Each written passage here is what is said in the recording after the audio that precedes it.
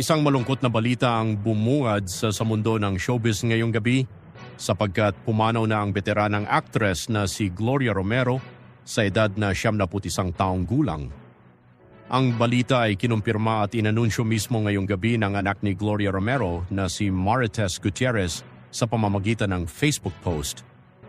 It is with great sadness that I announce the passing of my beloved mother, Gloria Gala Gutierrez, aka Gloria Romero, who peacefully joined our Creator earlier today, January 25th, 2025.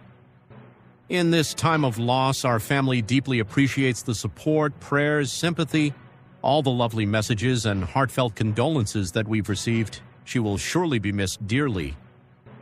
Dadalhin ang mga labi ni Gloria Romero sa Arlington Memorial Chapel sa may Quezon City, kung saan nakatakda ang public viewing sa ika-27 at ika-28 ng Enero simula alas 9 ng umaga hanggang alas 1 ng hapon. Bumuhos naman ang pakikiramay ng mga artistang nakatrabaho ni Gloria Romero.